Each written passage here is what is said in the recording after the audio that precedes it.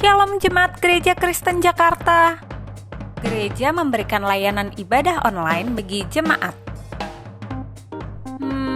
Lalu apa saja ya yang harus dipersiapkan? Pilihlah jam ibadahmu dan ikuti tepat waktu. Jangan sampai terlambat ya. Berpakaian rapi dan sopan, seperti kondisi jemaat akan pergi ke gereja. Siapkan Alkitab dan alat tulismu ya.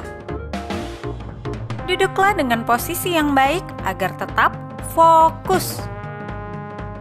Hindari untuk berbaring ataupun sambil melakukan kegiatan lain di rumah. Berdoalah secara pribadi untuk mempersiapkan hati kita mengikuti ibadah ya. Berpartisipasilah aktif dalam beribadah, seperti ajakan untuk berdiri atau duduk, menyanyikan pujian, dan mendengarkan firman Tuhan dengan tetap fokus. Persembahan dapat jemaat berikan melalui transfer ke rekening gereja lokal masing-masing ya. Ikutilah ibadah online sampai selesai. Mohon bimbingan orang tua untuk dapat mengajak anak merenungkan firman melalui ibadah online sekolah minggu.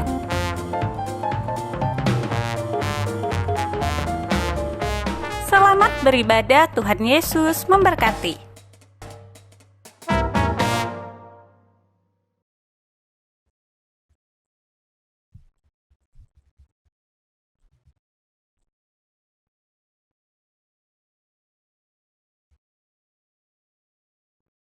Shalom jemaat yang dikasihi dalam Tuhan.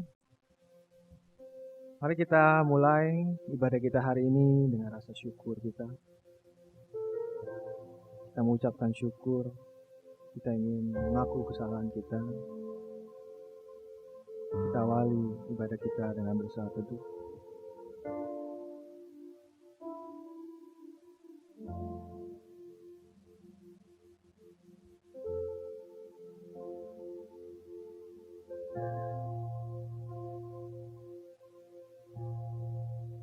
Pertolongan kita datangnya dari Tuhan yang menciptakan langit dan bumi dan yang tidak pernah meninggalkan hasil buatan tangannya. Turunlah atas kita sekalian kasih karunia dan damai sejahtera dari Allah Bapa, Putra, dan Roh Kudus. Amin. Mazmur 150 ayat 1-2. Haleluya, pujilah Allah dalam tempat kudusnya. Pujilah Dia dalam cakrawalanya yang kuat. Pujilah Dia karena segala keperkasaannya. Pujilah Dia sesuai dengan kebesarannya yang hebat. Amin. Kita mau melihat hadirat Tuhan. Bukan karena hebat kita, bukan karena kemampuan kita. Kita dapat berada di dalam naungan Tuhan sampai hari ini. Tapi oleh karena Tuhan yang mau datang kepada kita, yang menarik kita dalam setiap luput dosa. Kali ini kita mau katakan, kami ingin mengejar hadirat-Mu Tuhan. Kami ingin dekat dengan-Mu.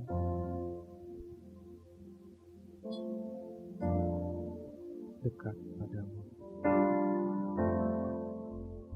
Dekat padamu, itu rinduku.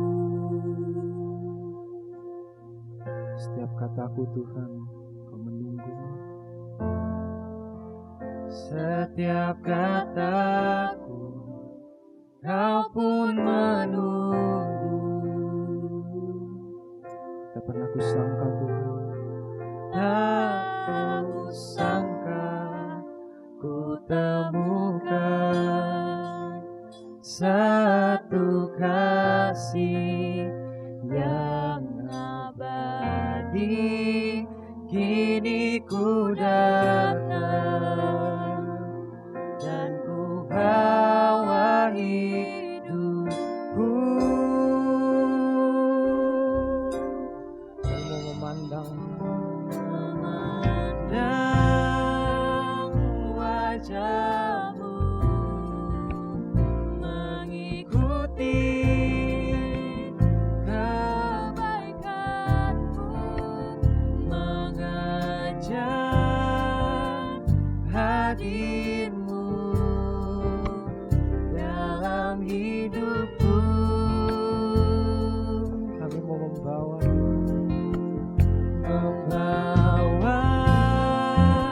sembahku,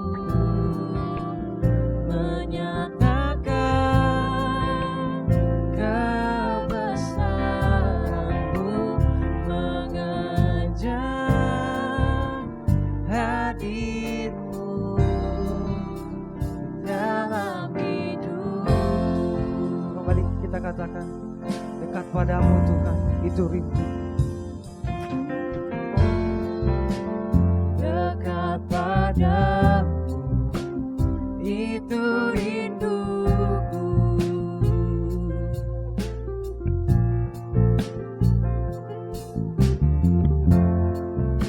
Setiap kataku, Kau pun menunggu. Aku sangka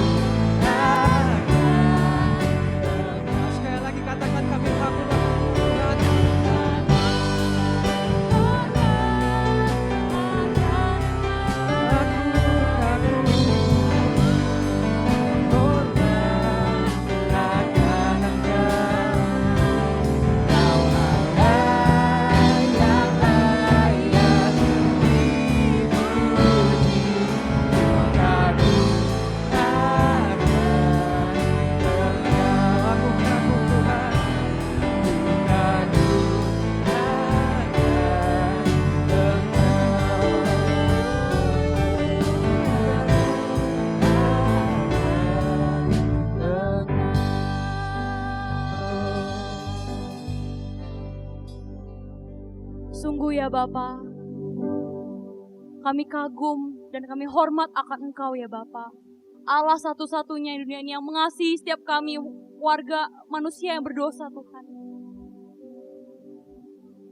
Biarlah kami selalu tunduk padamu ya Bapa. Biarlah kami mempunyai kerendahan hati Tuhan untuk menyembah-Mu Tuhan pada siang hari ini. Terima kasih Engkau telah memilih kami Tuhan, manusia-manusia yang berdosa, yang hina. Tapi Engkau memilih kami untuk mengasihani kami dan mengampuni setiap kami Tuhan atas segala dosa kami ya Bapa. Layakan kami Tuhan, dan jamalah setiap kami ya Bapa untuk masuk dalam hadirat-Mu Tuhan. Terima kasih Bapa dalam surga. Liputi kasih kami. Nah, dalam nama-Mu kami berdoa. Amin. Shalom jemaat. Puji Tuhan, hari ini kita masih bisa beribadah walaupun di rumah masing-masing di masa pandemi seperti ini. Tapi biarlah sukacita dari Tuhan tidak pernah luput dari setiap kita. Amin? Amin. Baik, Allah kita itu adalah Allah yang dahsyat dan berkuasa. Biarlah seluruh bumi sujud untuk menyembah Dia. Mari kita menyanyikan pujian ini dengan penuh sukacita di hadapan Tuhan. Kita katakan, dari utara dan ke selatan terdengar pujian bagi nama Allah. Dari utara ke selatan terdengar pujian bagi Allah. Dari barat sampai ke timur nama Yesus disanjung tinggi. Dari pulau-pulau, lembah-lembah, gunung-gunung yang tinggi. Katakan kemuliaannya, kemuliaannya disaksikan, kebesarannya dicintakan. Yesus, Yesus, nama Yesus, nama Yesus disanjung tinggi. Oh, dari pulau-pulau, lembah-lembah, gunung-gunung yang tinggi. Katakan, Allahku dahsyat berkuasa, seluruh bumi sujud menyembah. Tinggikan nama-Mu, Allahku dahsyat berkuasa, seluruh bumi sujud menyembah. Tinggikan nama-Mu. kita katakan sekali lagi pujian ini dengan lebih semangat. Dari utara ke selatan, biarlah terdengar pujian. Terdengar pujian bagi Allah. Dari barat sampai ke timur nama Yesus disanjung tinggi. Oh, dari pulau-pulau, lembah-lembah, gunung-gunung yang tinggi. Kemuliaannya disaksikan, kebesarannya dicintakan. apa? Yesus, Yesus, nama Yesus, nama Yesus disanjung tinggi. Dari pulau-pulau, lembah-lembah, gunung-gunung yang tinggi. Allahku dahsyat berkuasa, seluruh bumi sujud menyembah. Tinggikan nama-Mu, Allahku dahsyat berkuasa, seluruh bumi sujud menyembah. Tinggikan nama-Mu, Allahku dahsyat berkuasa, seluruh bumi sujud menyembah. Tinggikan nama-Mu, Allahku dahsyat berkuasa, seluruh bumi sujud menyembah. Tinggikan nama-Mu.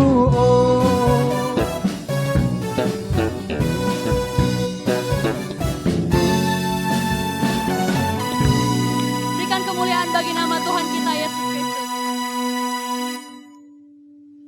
Baik, kami mengundang untuk para jemaat untuk bangkit berdiri.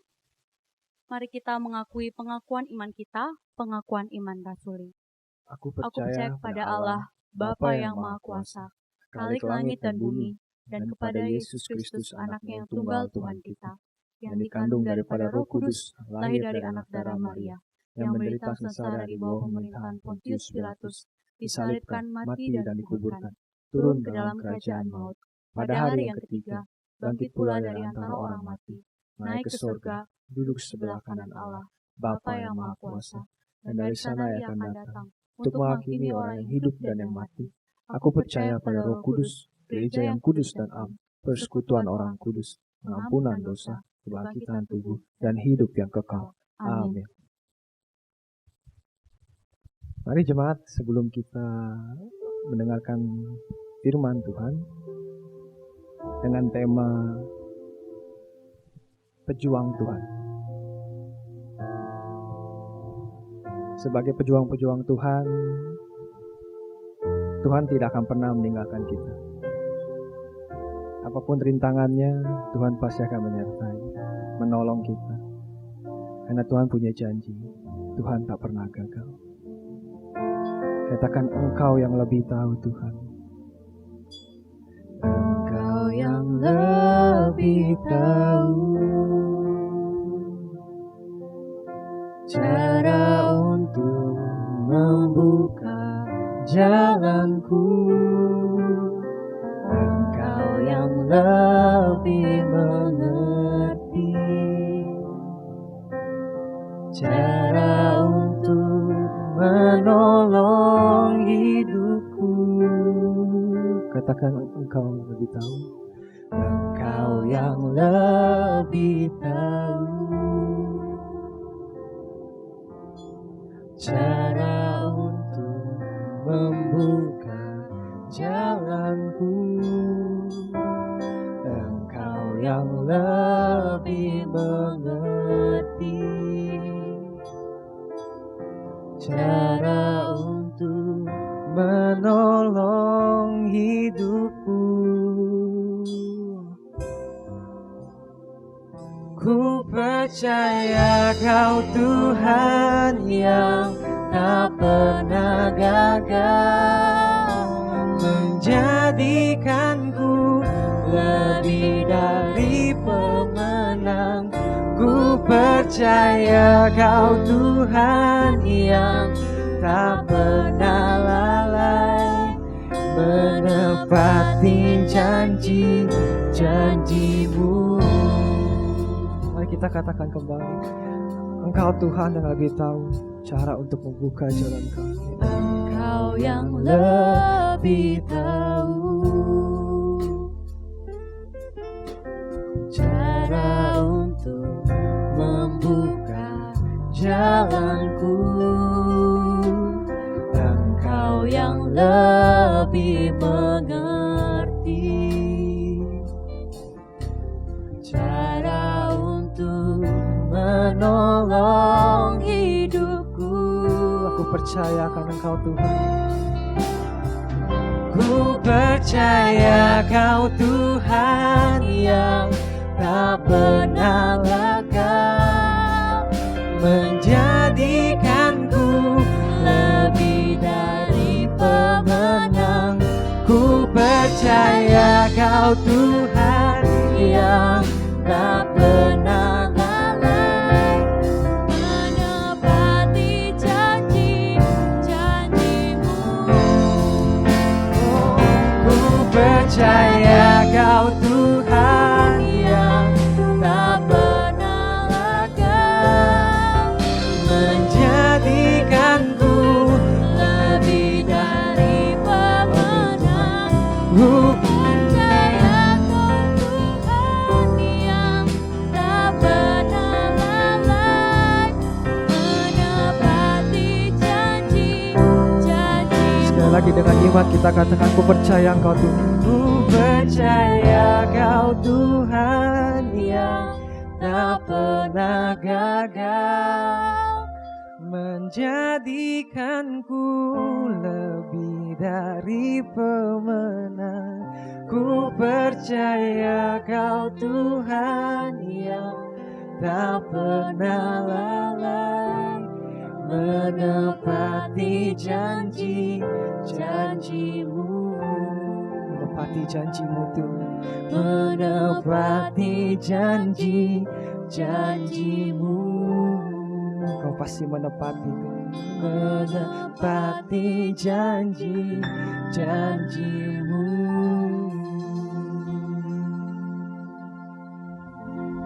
Untuk hambanya dipersilakan.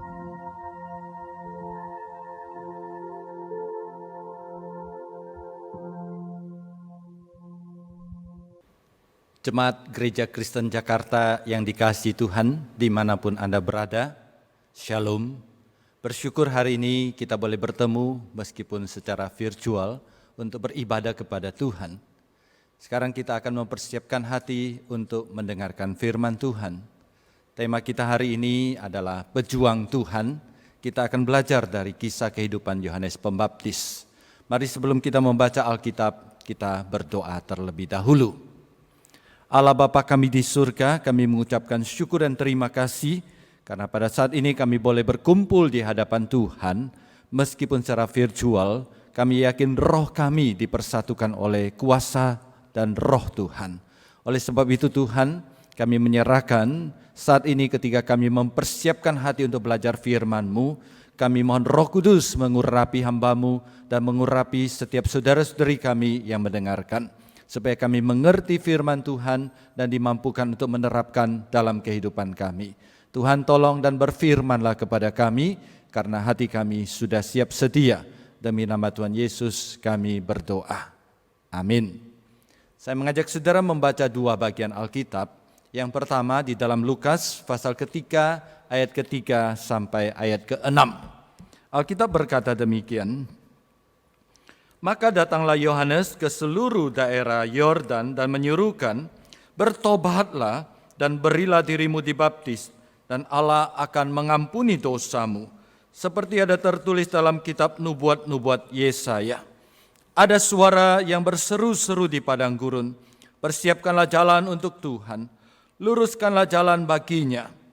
Setiap lembah akan ditimbun, dan setiap gunung dan bukit akan menjadi rata. Yang berliku-liku akan diluruskan, yang berlekuk-lekuk akan diratakan. Dan semua orang akan melihat keselamatan yang dari Tuhan. Bagian kedua di dalam Injil Yohanes pasal ketiga ayat ke-26 sampai dengan ayat ke-30. Injil Yohanes pasal ketiga ayat 26, demikian firman Tuhan. Lalu mereka datang kepada Yohanes dan berkata kepadanya, Rabi, orang yang bersama dengan engkau di seberang sungai Yordan, dan yang tentang dia engkau telah memberi kesaksian, dia membaptis juga dan semua orang pergi kepadanya. Jawab Yohanes, tidak ada seorang pun yang dapat mengambil sesuatu bagi dirinya, kalau tidak dikaruniakan kepadanya dari surga. Kamu sendiri dapat memberi kesaksian bahwa aku telah berkata, aku bukan Mesias, tapi aku diutus untuk mendahuluinya. Yang empunya mempelai perempuan, ialah mempelai laki-laki. Tapi sahabat mempelai laki-laki yang berdiri dekat dia dan yang mendengarkannya, sangat bersuka cita mendengar suara mempelai laki-laki itu. Itulah sukacitaku, dan sekarang sukacitaku itu penuh. Ia harus makin besar, tapi aku harus makin kecil. Demikian pembacaan firman Tuhan. Berbahagialah orang yang membaca firman Tuhan, menyimpannya di dalam hati, dan merenungkan siang dan malam, dan melaksanakan di dalam kehidupannya. Saudara sekalian, ada cerita tentang sebuah pesta pernikahan. Di dalam ruang pesta tersebut, masuklah seorang pria tampan dengan pakaian yang sangat necis. Saudara, orang-orang yang hadir sangat terpesona dengan ketampanan dan memuji sang pria tersebut. Dan ketika orang berkerumun kepada dia dan sedang memuji pria tersebut, maka masuklah seorang laki-laki lain, seorang pria lain yang lebih tampan dan berpakaian lebih necis. Nah, saudara sekalian, ternyata yang pertama masuk itu cuma pengapit. Dia cuma pendamping mempelai. Yang kedua yang masuk, yang lebih tampan itu adalah pengantin prianya. Orang-orang sadar bahwa yang pertama cuma pengapit, yang kedua adalah mempelai yang sesungguhnya. Maka pujian sekarang ditujukan kepada orang kedua, yaitu mempelai yang sesungguhnya. Saudara sekalian, bagaimana seharusnya respons dari sang pengapit ketika dia ketahuan bahwa dia adalah seorang pengapit, seorang pendamping saja. Apakah dia akan marah kalau orang-orang meninggalkan dia kemudian pergi kepada mempelai pria? Seharusnya dia tidak marah karena dia cuma pembuka jalan, mengantarkan jalan, membuka jalan supaya sang pengantin pria bisa masuk. Saudara sekalian, itulah yang dikatakan Yohanes Pembaptis di dalam Yohanes pasal 3 ayat 29 yang kita bacakan tadi. Di dalam kiasan tersebut, Yohanes Pembaptis mengatakan, kalau Mesias adalah mempelai, maka aku bukan mempelainya. Aku hanya pengantar, aku hanya pengapit, aku hanya pendamping, aku hanya pembuka jalan. Aku bukan sang mempelai itu. Mempelai itu adalah Yesus Kristus, sang Mesias itu. Dia adalah Tuhan semesta alam yang datang ke dalam dunia menjadi juru selamat manusia. Saudara sekalian, sikap seperti itulah yang membuat Yohanes Pembaptis menjadi seorang pejuang Tuhan. Saudara, dari teks yang kita baca hari ini, kita menemukan dua sifat yang dimiliki oleh Yohanes Pembaptis sebagai seorang pejuang Tuhan. Yang pertama, dia adalah seorang pejuang yang tahu diri. Saudara, orang yang tahu diri, siapa dirinya, siapa tuannya, dengan apa dia melayani dan bagaimana dia menyenangkan tuannya, akan melahirkan sebuah sikap pelayanan yang benar. Beberapa waktu yang lalu saya membaca sebuah berita lucu. Ada seorang warga pergi ke kantor camat, marah-marah di kantor camat. Kenapa? Karena ada tempat pembuangan sampah di dekat rumahnya, itu tidak dibuang-buang sampahnya. Ketika dia sedang marah-marah dan protes, maka masuklah seorang yang berpakaian seperti seorang tukang sampah. Nah, dia berpakaian seperti seorang tukang sampah.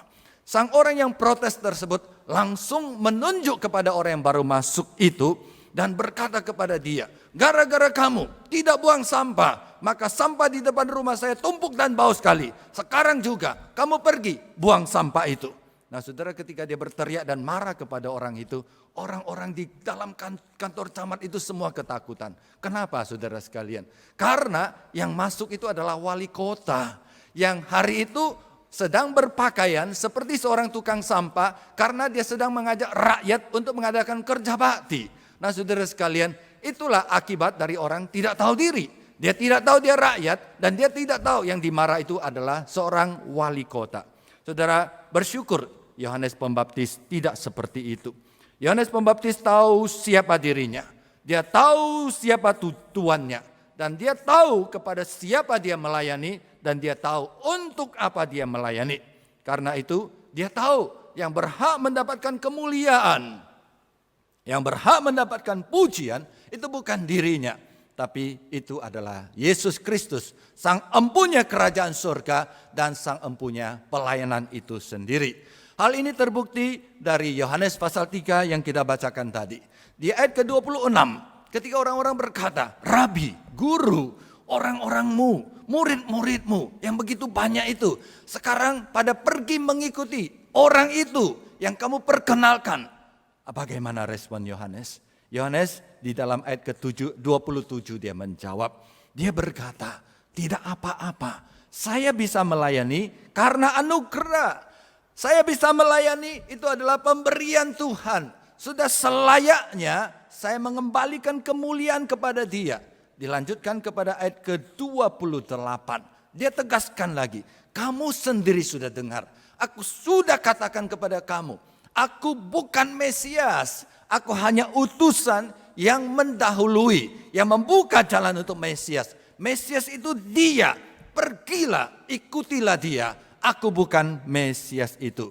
Kemudian dia lanjutkan dengan kiasan di ayat ke-29. Aku hanya sahabat dari sang pengantin. Sang mempelai laki-laki.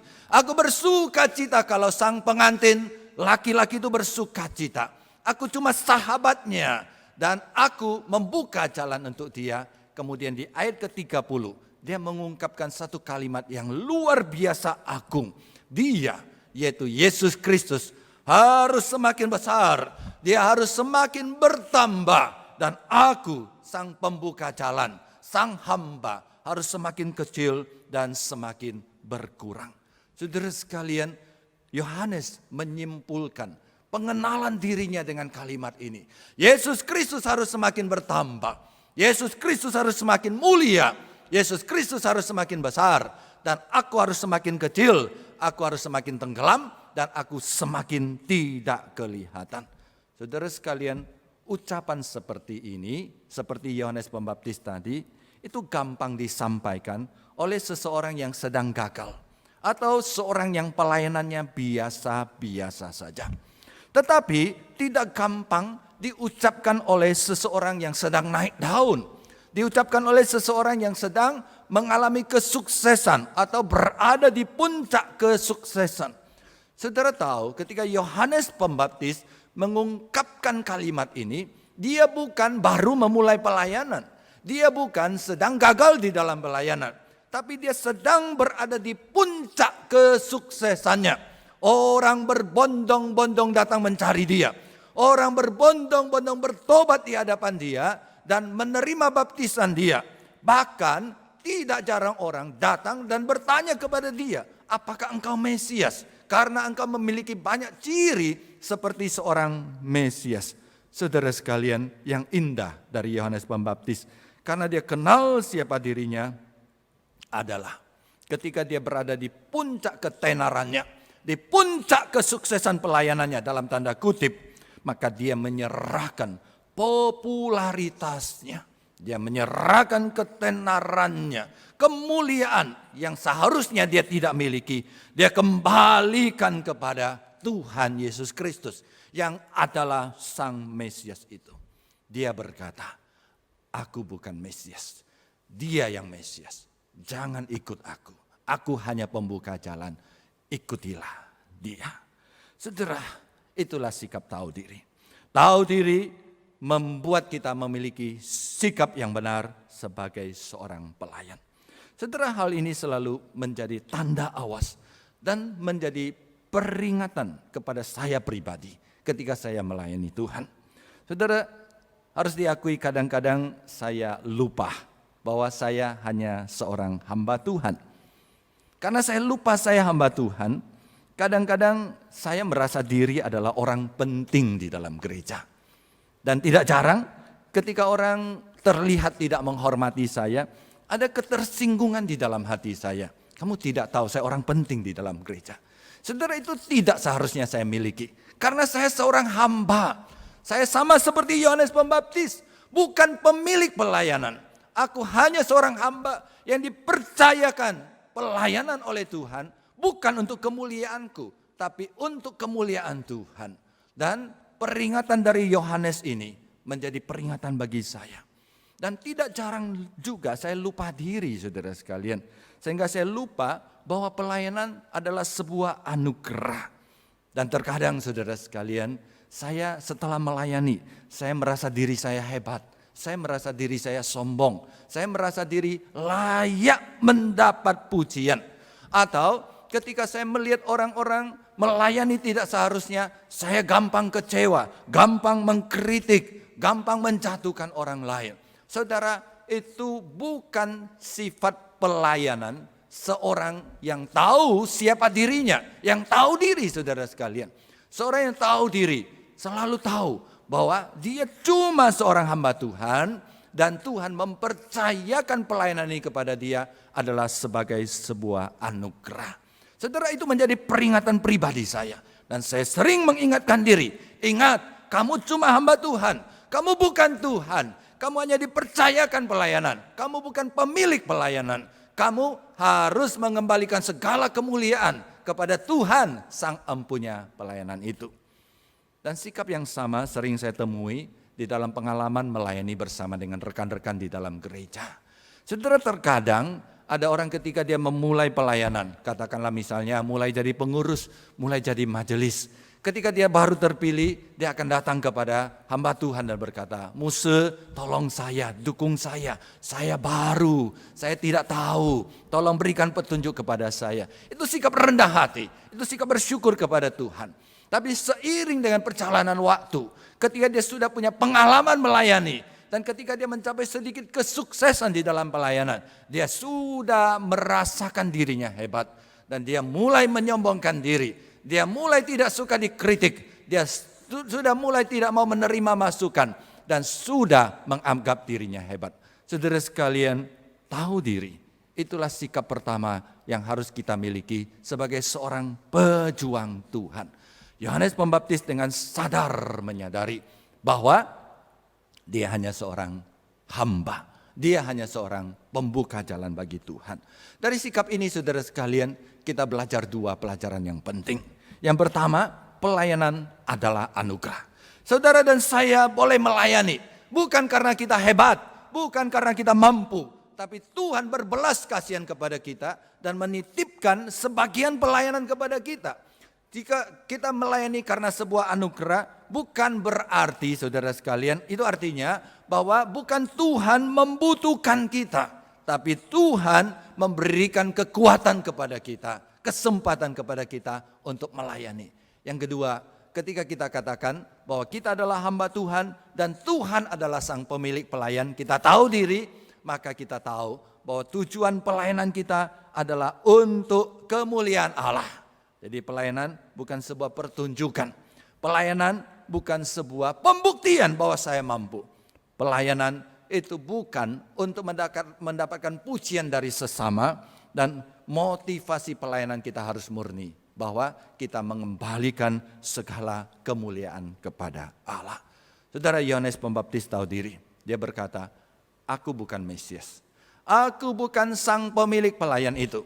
Pergilah kepada dia, ikutilah dia, yaitu Yesus Kristus. Karena dia adalah Mesias dan dia adalah sang Tuhan pelayan itu. Dan dia yang berhak mendapatkan kemuliaan, bukan saya. Dan biarlah sikap itu juga menjadi sikap kita ketika kita melayani. Aku hanya pembuka jalan, aku hanya seorang hamba. Aku melayani hanya karena anugerah. Oleh sebab itu apapun yang terjadi, segala kemuliaan harus dikembalikan kepada Allah kita di surga. Yang kedua saudara, seorang pejuang yang kita belajar dari Yohanes Pembaptis adalah seorang pejuang yang tahu tugasnya. Seorang pejuang yang tahu panggilannya. Untuk apa dia dipanggil dan pelayanan apa yang dia diterima. Dan bagaimana dia menunaikan tugas pelayanannya dengan setia sampai kepada kesudahan. Saudara sekalian, Injil Lukas yang kita bacakan tadi mengatakan bahwa Yohanes Pembaptis dengan tegas mengatakan, aku adalah pendahulu yang menyiapkan jalan bagi Mesias. Jadi Yohanes tahu bahwa tugasnya adalah menyiapkan, membuka jalan. Dan kemudian Yohanes Pembaptis di dalam Lukas pasal 3 mengutip satu bagian Alkitab yang diambil dari Yesaya 40. Dan dari kutipan itu kita tahu ada 3 hal yang terkait dengan tugas Yohanes Pembaptis sebagai seorang pejuang Tuhan. Yang pertama, tugas pelayanan yang diemban oleh Yohanes Pembaptis itu adalah sebuah tugas yang berat. Kenapa kita katakan berat? Mari kita lihat di dalam Lukas pasal ketiga di dalam ayat yang keempat. Di sana dikatakan apa? Ya, dia adalah pembuka suara yang berseru-seru di padang gurun. Kemudian ayat kelima dia mengatakan tugasnya yang pertama adalah menimbun lembah. Yang kedua adalah meratakan gunung dan bukit. Yang ketiga adalah meluruskan jalan yang berliku-liku. Yang keempat adalah meratakan jalan yang berlekuk-lekuk. Saudara bayangkan, tugas dari Yohanes Pembaptis adalah menimbun lembah, meratakan gunung, meluruskan jalan yang berliku-liku, meratakan jalan yang berlekuk-lekuk. Dengan kata lain saudara sekalian, apa yang menjadi tugas dari Yohanes Pembaptis itu adalah satu tugas yang hampir mustahil. Tapi Yohanes tetap menjalankan. Kenapa? Karena dia mengandalkan Tuhan. Dari sejak dalam kandungan, Yohanes Pembaptis sudah disertai dengan Roh Kudus. Sehingga dengan kuasa Roh Kudus yang adalah Allah itu sendiri, Yohanes Pembaptis memiliki kekuatan, memiliki kuasa untuk menjalankan pelayanan. Saudara sekalian, seperti itulah tugas pelayanan kita sebagai hamba Tuhan. Tuhan tidak pernah berjanji kalau kita mengikut Dia, kalau kita melayani Dia, maka tugas pelayanan kita akan gampang dan ringan. Bahkan Tuhan sudah memberikan peringatan kepada kita. Ketika kita mengikut Tuhan, ketika kita melayani Tuhan, akan banyak air mata di dalam kehidupan kita. Akan banyak sekali penderitaan-penderitaan di dalam kehidupan kita. Saudara sekalian, bahkan tidak jarang ketika kita mengikut dan melayani Tuhan, kita akan terancam nyawa kita. Ketika kita melayani di Indonesia, umumnya kita cuma mendapatkan halangan kiri kanan, ancaman, tapi tidak dalam bentuk yang nyata. Tapi sebagian saudara-saudari kita yang melayani di daerah-daerah yang ekstrim, membenci kekristenan. Tidak jarang mereka ditangkap, tidak jarang mereka dipenjarakan, tidak jarang mereka dibunuh, tidak jarang rumah mereka dibakar. Saudara sekalian, itulah tugas pelayanan kita. Alkitab mengatakan kita akan menghadapi beban, medan pelayanan yang berat. Kita akan menghadapi orang-orang yang akan menentang kita. Kita akan menghadapi situasi yang berat. Tapi jangan khawatir, karena Allah tidak pernah membiarkan kita sendiri menjalankan tugas itu.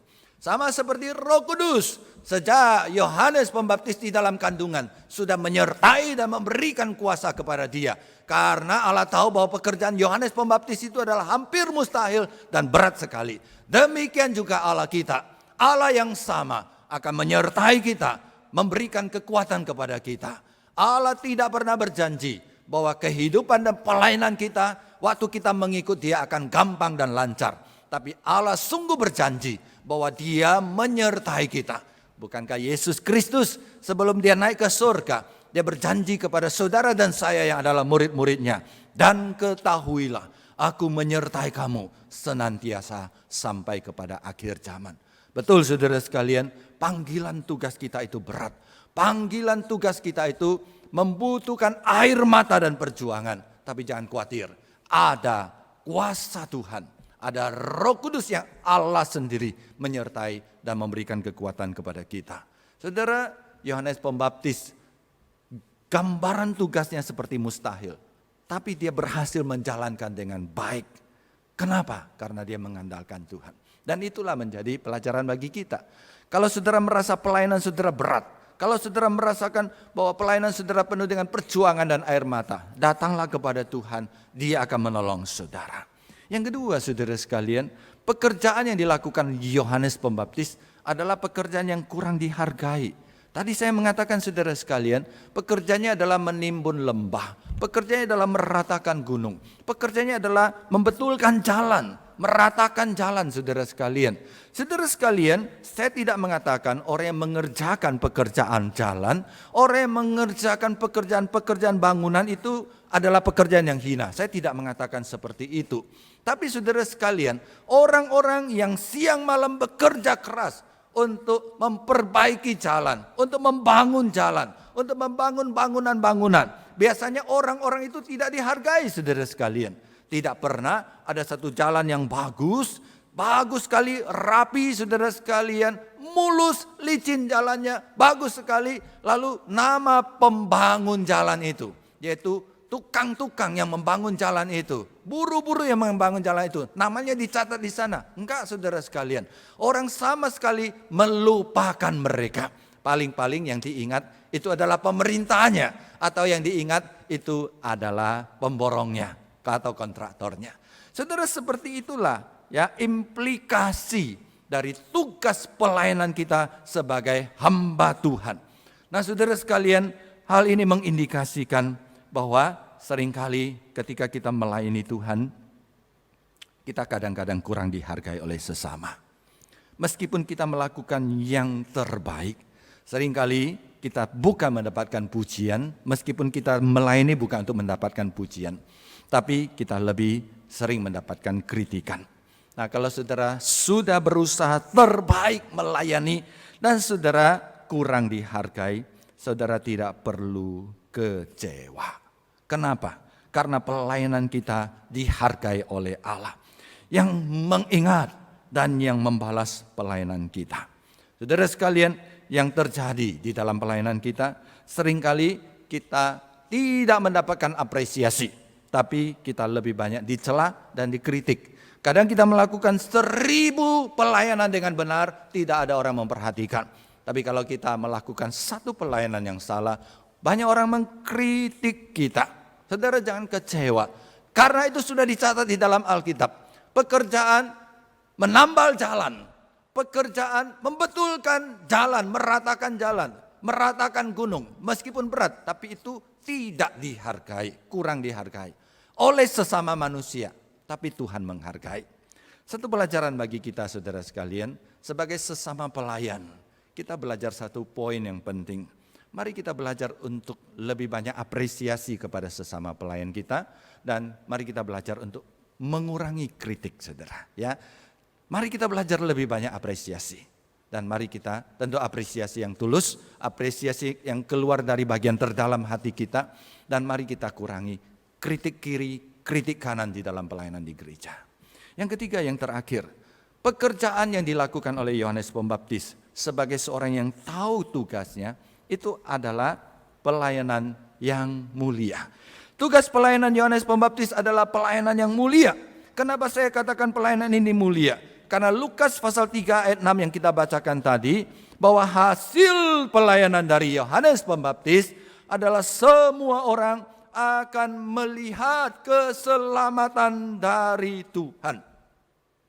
Yohanes melayani dengan susah payah, dengan tidak dihargai. Tapi ujung-ujungnya dia mendapatkan penghargaan yang mulia dari Allah. Karena apa? Karena hasil pelayanannya akan membuat semua orang melihat keselamatan yang dari Tuhan.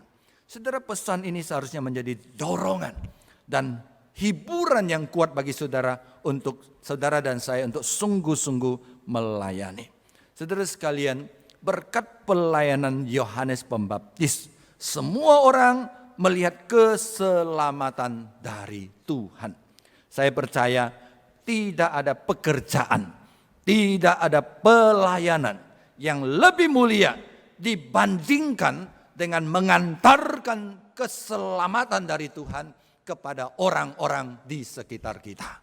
Jadi saudara sekalian, pekerjaan dan pelayanan Yohanes Pembaptis adalah membuka jalan, mengantarkan keselamatan dari surga ke dalam dunia, supaya orang-orang bertemu dengan Sang Juru Selamat itu dan mendapatkan keselamatan di dalam kehidupannya. Oleh sebab itu, mari kita kerjakan pelayanan kita dengan sungguh-sungguh dan dengan penuh sukacita. Saudara yang dikasihi Tuhan, baru 2 hari yang lalu kita merayakan hari Natal. Apa itu hari Natal? Hari Natal adalah memperingati, merayakan kedatangan Yesus Kristus ke dalam dunia untuk mengantarkan kasih surgawi, pengharapan dan keselamatan surgawi kepada umat manusia yang sedang hidup di dalam keputusasaan dan ketiadaan pengharapan. Saudara, Yesus yang adalah Sang Raja Sorga itu, karena begitu besar kasihnya kepada manusia di dalam dunia ini, dia rela meninggalkan sorganya yang mulia, lahir menjadi seorang manusia yang hina, persis seperti saudara dan saya.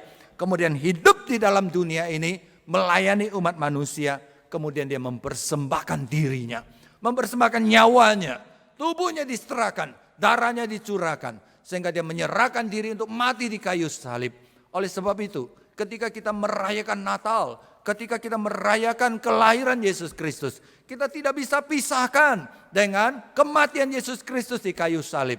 Karena tujuan kedatangan Yesus Kristus adalah untuk mati bagi manusia di kayu salib, untuk membawa keselamatan. Saudara sekalian, Tuhan kita, Sang Mesias yang diperkenalkan oleh Yohanes Pembaptis itu, sudah menggenapkan keselamatan itu dengan mati di kayu salib. Tugas dari Yohanes Pembaptis adalah mewartakan, dan tugas dari saudara dan saya juga mewartakan bahwa Yesus sudah datang, Yesus sudah mati, dan ada keselamatan di dalam Yesus Kristus. Saudara, Yohanes Pembaptis tidak dipanggil untuk menjadi juru selamat. Saudara dan saya juga tidak dipanggil untuk menjadi juru selamat. Tugas saudara dan saya adalah memperkenalkan juru selamat itu, yaitu Yesus Kristus, kepada orang-orang di sekitar kita. Dan itu adalah tugas yang mulia. Saudara sekalian, kalau ketika kita memperkenalkan orang dengan Yesus Kristus yang keselamatan itu, dan orang itu menerima dan percaya Tuhan Yesus, betapa bahagianya dan sukacitanya hati kita. Karena apa? Karena ketika ada jiwa yang diselamatkan, di surga juga ada pesta. Saudara, kebenaran ini bahwa pelayanan kita meskipun berat, meskipun kurang dihargai, tapi mulia di hadapan Tuhan, sungguh menjadi kekuatan dan pendorong semangat bagi kita, supaya ketika kita melayani Tuhan, kita melayani dengan sungguh-sungguh mempersembahkan yang terbaik untuk kemuliaan nama Tuhan. Saudara sekalian, hari ini kita belajar 2 poin yang penting tentang seorang pejuang Tuhan. Seorang pejuang Tuhan, dia tahu diri. Dia tahu siapa dirinya, dia tahu siapa tuannya.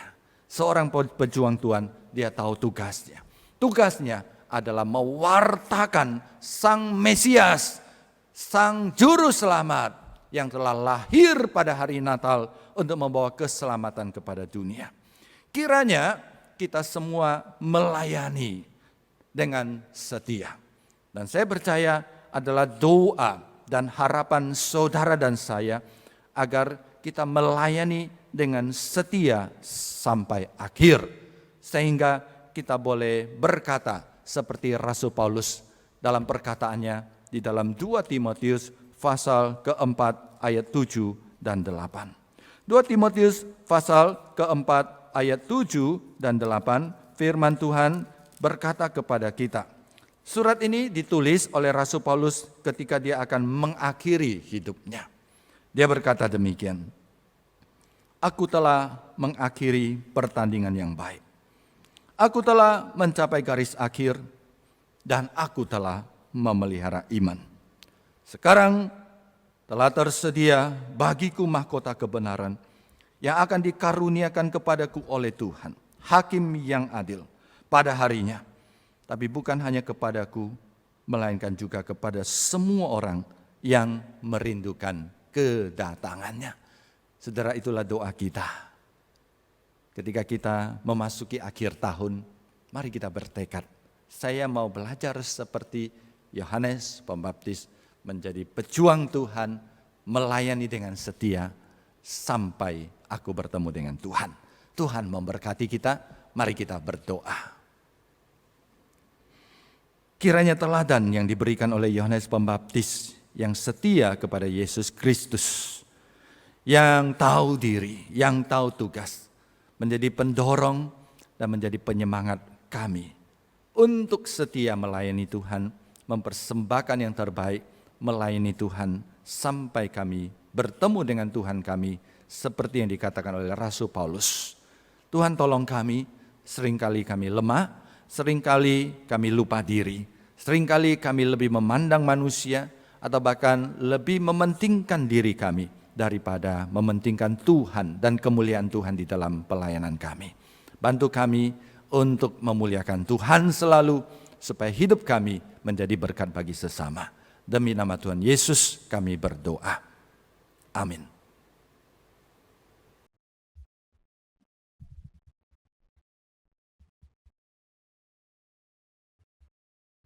Terima kasih kepada hambanya yang telah menyampaikan firman Tuhan. Semoga Tuhan memberkati. Saya akan membacakan warta sinode kita.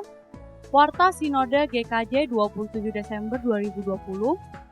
Syarat dan ketentuan bagi calon pasutri yang ingin melangsungkan pemberkatan nikah kudus di Gereja Kristen Jakarta dapat dilihat melalui akun Instagram Sinode GKJ, Sinode Gereja Kristen Jakarta.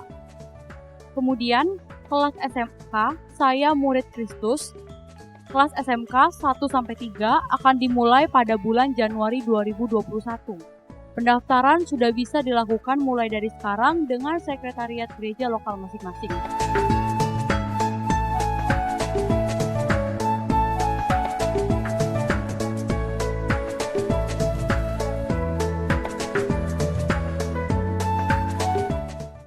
Demikian warta Sinode GKJ hari ini. Terima kasih atas perhatian Bapak, Ibu, dan saudara-saudara. Tuhan Yesus memberkati. Kita akan berikan yang terbaik pada Tuhan. Mari kita angkat pujian Feliz Navidad.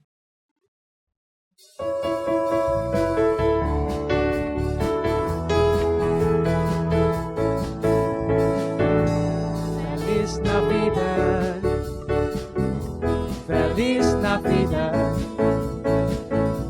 Feliz Navidad, prospero año, felicidad. Feliz Navidad, Feliz Navidad, Feliz Navidad, prospero año, felicidad. I wanna wish you Merry Christmas. I wanna wish you Merry Christmas.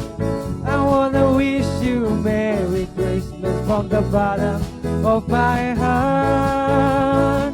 I wanna wish you Merry Christmas. I wanna wish you Merry Christmas.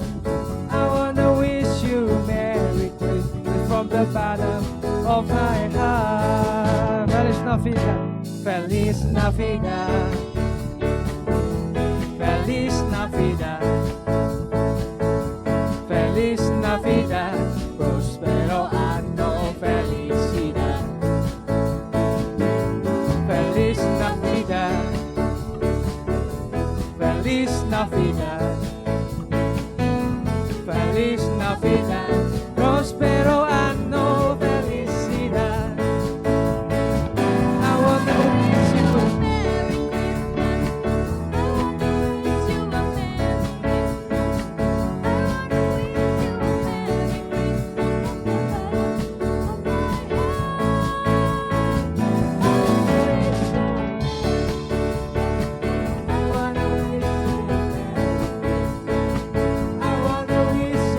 Merry Christmas from the bottom of my heart.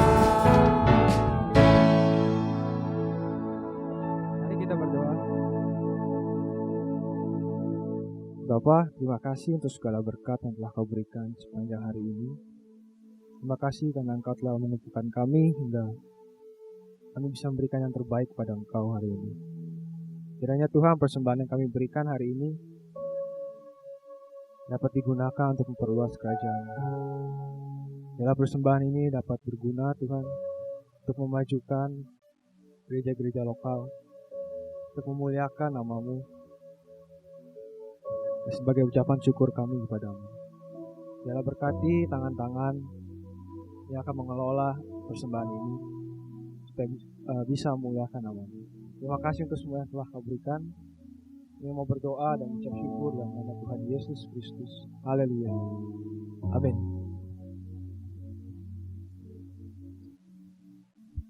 Kita akan mengakhiri ibadah kita hari ini. Kita angkat satu doksologi.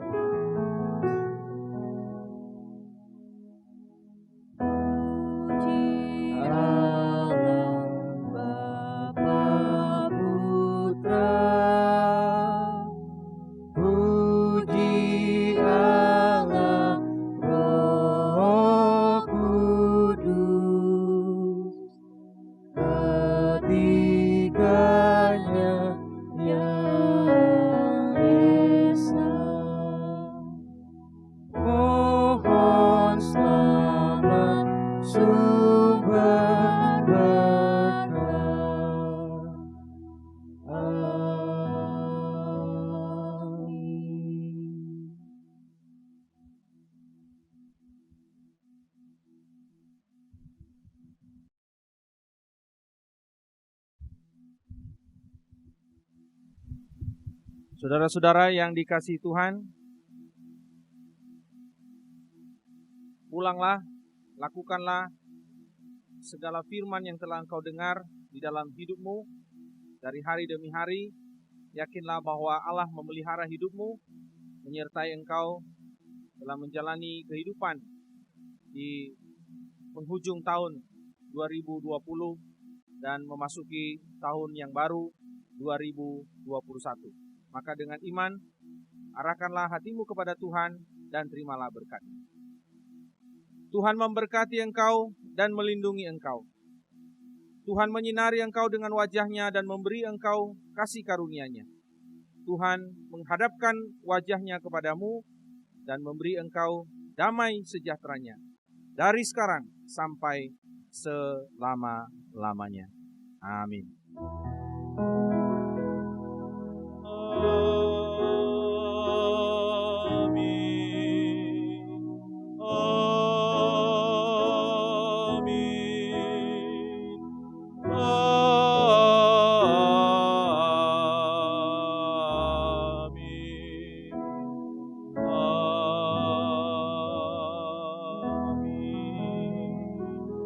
Jemaat dipersilakan duduk kembali. Ibadah hari ini selesai. Tuhan Yesus memberkati kita sekalian.